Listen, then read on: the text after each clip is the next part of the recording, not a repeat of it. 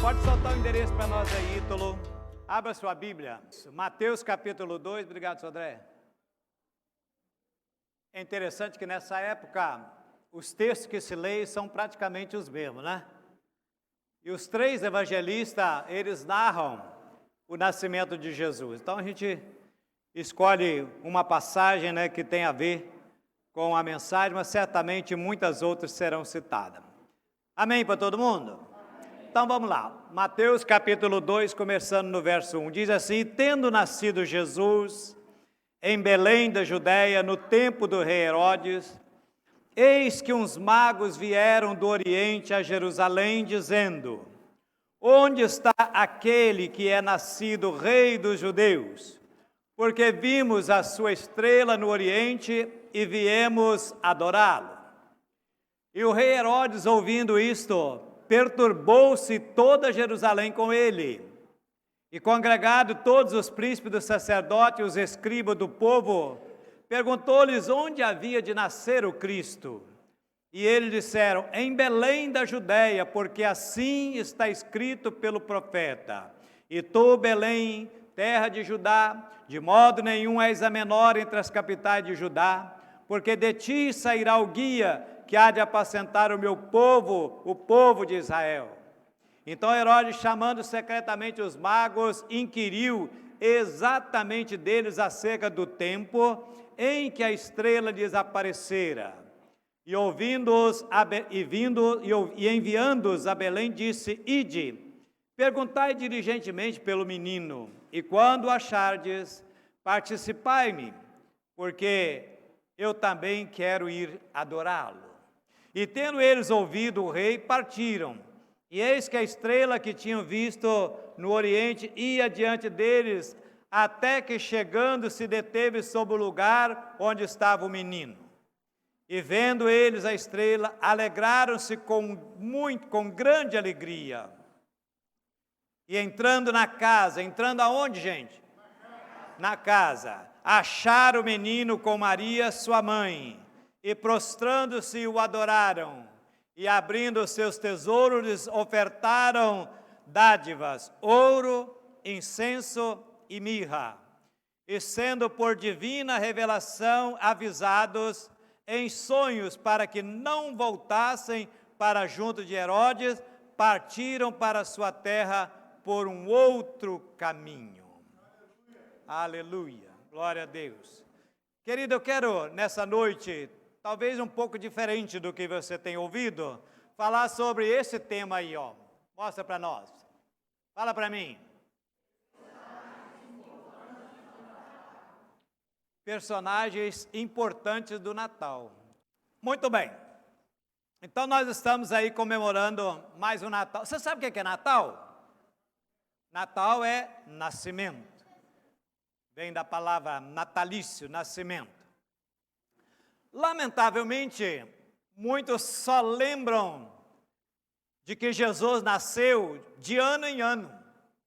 Quando chega final do ano, o cenário muda, as ruas começam a ficar enfeitadas, as luzes iluminam, os shopping centers se preparam para alavancar as suas vendas, os comerciais de televisão já começam, todos eles, com aquele negócio de oferta de Natal, aquela chatice, né? Como se apenas uma vez por ano nós devêssemos lembrar desse fato que foi o maior acontecimento na história da humanidade. E nós sabemos que Natal é muito mais do que luzes coloridas, Natal é muito mais do que estrelas brilhantes, Natal é muito mais do que roupa nova. Você já ouviu alguém falar assim: Natal para mim, se não tiver roupa nova, não é Natal? Outros dizem assim: Natal para mim, se não tiver um Chester, se não tiver um peru, uma rabanada, não é Natal. Não é verdade? A gente ouve muito isso aí. Mas, querido, Natal é a realização do maior plano esse que foi arquitetado na eternidade. Eu vou repetir: Natal é a realização de um sonho, de um plano que foi arquitetado na eternidade. Aleluia. E para esse plano divino, alguns personagens, eles foram de suma importância. E eu quero então citar alguns com você. Primeira pessoa, primeiro personagem, Deus. Quem? Deus. Pode repetir? Deus. Aham. Então Deus é o idealizador do Natal, ou seja, do nascimento de Jesus.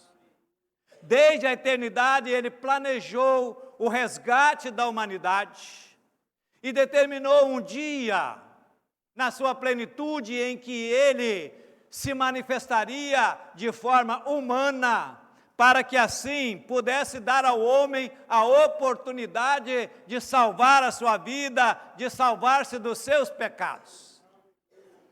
E aí João narra para nós e fica registrado lá em João 3,16 que Deus amou o mundo o quê?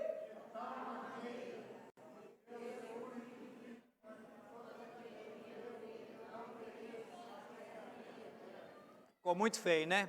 Vamos lá. Porque Deus amou o mundo de tal maneira que deu seu Filho unigênito para que todo aquele que nele crê não pereça, mas tenha a vida eterna. Então Deus é a figura central desse plano. Plano esse que nós chamamos de Natal. É verdade que nós, a humanidade, transformou esse plano, esse Natal, essa época, transformou isso numa época de festa, numa época de presentes, numa época de comilança, numa época em que há uma verdadeira exploração comercial. Mas na mente de Deus, Natal é a manifestação na terra de um plano que foi arquitetado no céu, para a salvação da humanidade. Então a figura central do Natal é o próprio Deus. E você pode aplaudi-lo por isso? Aleluia! Mas embora sendo Ele perfeito, onipotente, Ele não realiza esse plano sozinho. E Ele levanta então alguns personagens que farão parte desse plano. Então, o primeiro eu já citei que é Deus. A segunda pessoa em que raramente se fala nele é José. Quem? José. Quando o anjo aparece a Maria fazendo o anúncio de que ela seria a mãe do Salvador, José não estava presente. E de repente, sem ter tocado nela, ela aparece grávida. Qual seria a reação esperada de um homem que diante da sua noiva aparece grávida, em plena consciência de que não era ele?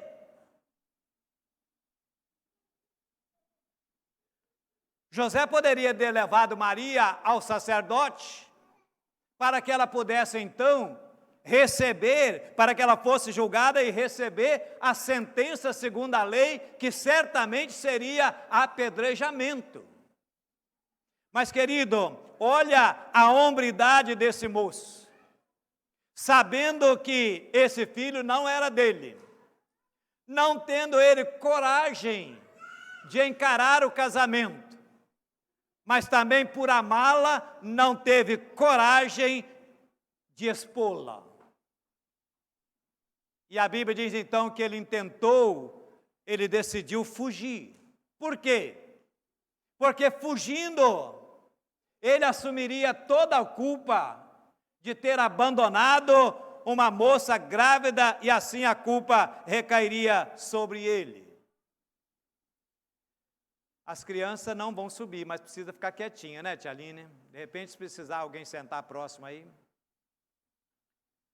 Então, querido, ele decide isso, fugir. Mas o mesmo anjo que apareceu a Maria, aparece a ele, Mateus 1,20 relata dizendo: José, filho de Davi, não temas em receber Maria por sua esposa, porque o que nela está sendo gerado é obra do Espírito Santo de Deus. Então veja bem, José também foi escolhido para fazer parte desse plano. E ele recebe então Maria por sua esposa, compreendendo ele de forma tão clara esse plano, e a Bíblia diz que ele não tocou nela enquanto ela não deu à luz a criança. Então não dá para pensar em Natal sem pensar também na figura de José, porque ele aceita fazer parte desse plano. Então vamos à terceira pessoa importante nesse plano de Deus, Maria. Quem? Eu fico pensando quantas virgens existia naquele tempo. Acredito que, por ser a época, não como hoje, certamente muitas e muitas e muitas. Mas dentre todas elas, Deus olha para Maria e escolhe Maria. E envia o anjo até ela. E aí Lucas começa a narrar no capítulo 1, verso 28 em diante, dizendo que o anjo chega para ela e diz: salve agraciada, o Senhor é contigo, bendita és tu entre as mulheres. E é claro que Maria se assusta com aquela saudação, com a visão de um anjo. Mas o anjo então procura acalmá-la, dizendo: não temas, Maria, porque achaste graça diante de Deus. E eis que em teu ventre conceberás, e darás à luz a um filho, e ele será chamado Filho de Deus, ele será chamado Jesus. E ele será grande, ele será chamado Filho do Altíssimo, e o Senhor lhe dará o trono de Davi, seu pai, e ele reinará eternamente na casa de Jacó, e o seu reino não terá fim. Querido, eu queria que você imaginasse comigo agora o seguinte: imagine Maria preparando o seu enxoval de casamento, e recebe de repente essa mensagem. E aí ela naturalmente questionou: como que vai acontecer isso se eu sou uma virgem, eu não conheço o varão? E o anjo então mais uma vez explica para ela: descerá sobre ti o Espírito Santo, e a virtude do Altíssimo cobrirá você com a sua sombra, pelo que também o santo que de ti há de nascer será chamado Filho de Deus. E olha a resposta de Maria: eis aqui a serva do Senhor, cumpra-se em mim segundo a tua palavra. Que humildade de Maria! Não é à toa que nós gostamos e admiramos tanto Maria. Nós não a adoramos porque a Bíblia diz que adorar somente a Deus, mas ela é digna de toda a nossa admiração. E ela é tão esplêndida, querido, que durante a sua gestação, você não vê Maria comentando a respeito desse fato. Talvez outra no lugar dela saísse dizendo: olha, eu estou grávida do Espírito Santo. Euzinha aqui que fui a escolhida para ser a mãe de Deus, para ser a mãe de Jesus. Eu serei a mãe do Salvador. Talvez até fosse mais longe: olha, eu agora quero muito respeito comigo, hein? Quero tratamento preferencial. Mas, querido, a Bíblia diz que nada diz. Diz que ela viu isso como de maneira muito natural. E João vai narrar lá, dizendo o seguinte: e Maria guardava todas estas coisas no seu coração.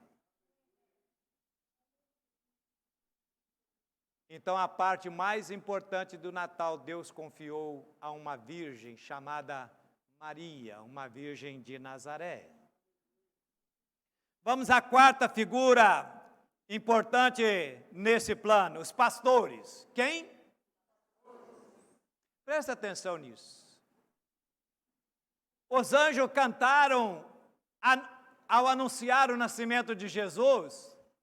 Eles não cantaram para a corte, não cantaram para o sinédrio, não cantaram anunciando para os líderes, muito menos para o sacerdote. Os anjos cantaram e anunciaram para os pastores. Por que será? Querido, imagino eu, porque a ocupação de pastores de ovelha naqueles dias era uma função degradante. Você se lembra que quando o povo foi lá para o Egito, José disse, olha, diga que vocês são pastor de ovelha, que eles vão mandar você lá para longe, para a terra de Gósen, que é a terra boa.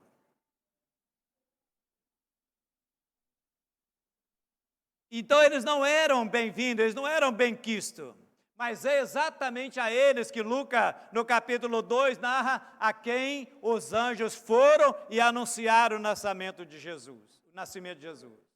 Então aquele Natal, querido, estava anunciando que os rejeitados, os excluídos, os oprimidos, os desamparados, a partir de então, seriam atraídos ao céu, porque esse plano, o plano de Jesus, era para isso, para atrair a Ele, para levar aos céus aqueles que necessitavam, aqueles que estavam excluídos, aqueles que estavam desamparados, aqueles que estavam distantes.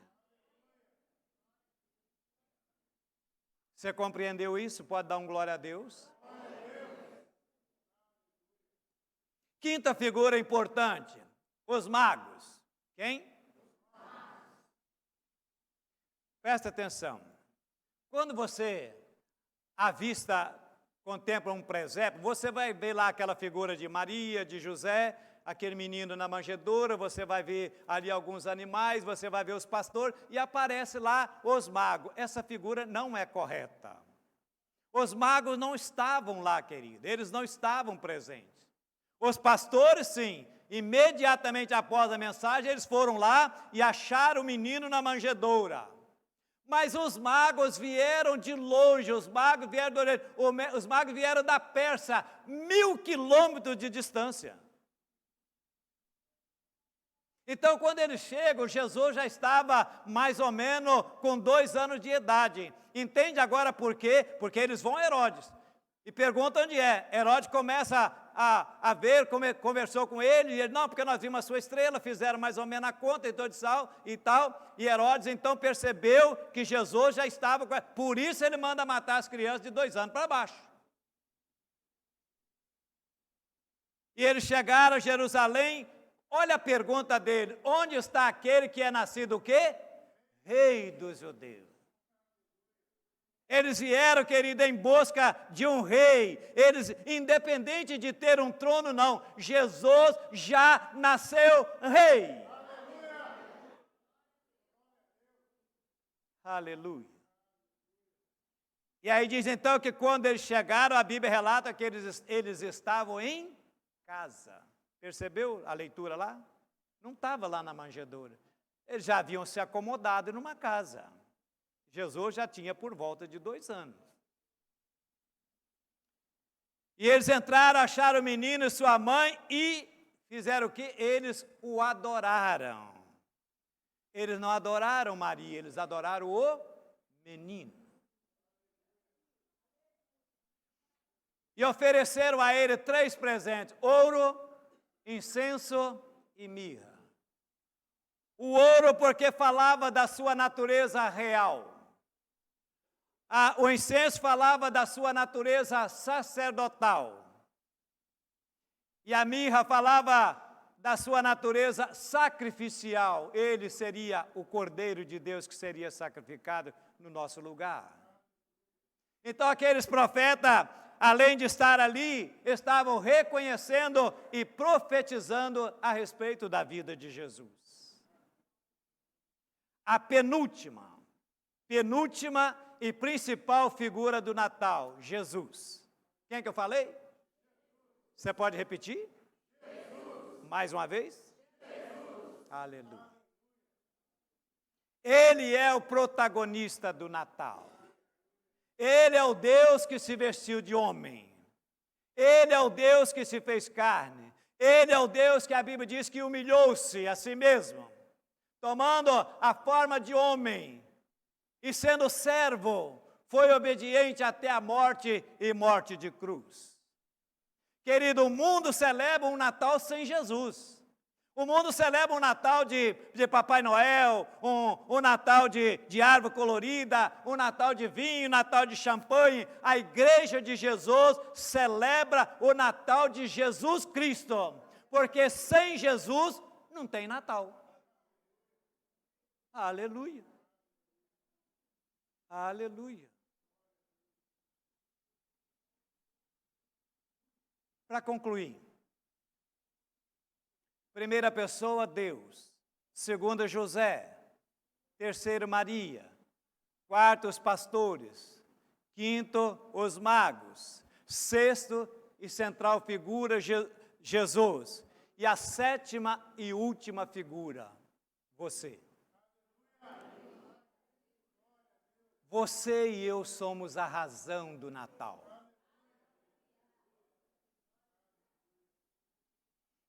Você e eu somos a razão pelo qual Jesus nasceu. Você é a causa pela qual o Filho de Deus veio a essa terra. Você é a razão pela qual Deus se fez homem. Você e eu somos a razão pelo qual Jesus sofreu. Eu e você somos a razão pela qual Jesus morreu e ressuscitou. Porque eu e você somos o grande alvo do grande e maravilhoso amor de Deus. Você pode ficar em pé agora. E você pode falar isso para o seu irmão, dizer, você é a razão do Natal.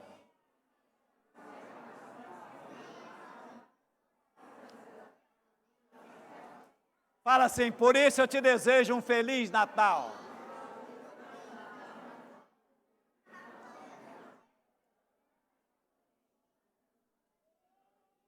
Aleluia. Pode sentar mais um pouquinho. Nós já estamos terminando já. Eu quero só, antes de passar a palavra para a Aline, lembrar então, como diz o pastor Steph, que sábado nós vamos ter o culto, de gratidão a Deus. Não é o culto da virada, porque não é meia-noite. É o culto de adoração, de celebração, de gratidão a Deus por mais um ano. Querido, foi um ano bastante desafiador para nós, com muitas coisas aí. Mas nós estamos aqui para glorificar o nome do Senhor. Então, dia 31, começando às 20 horas, e vamos aí até umas 9 e pouquinho, no máximo até 10, não vai chegar até 10, 9 alguma coisa. Nós vamos ter a celebração da ceia, nós vamos ter muito louvor, então vai ser uma noite muito agradável, que você possa vir, não fique em casa, querido, nesse dia, não, venha agradecer a Deus.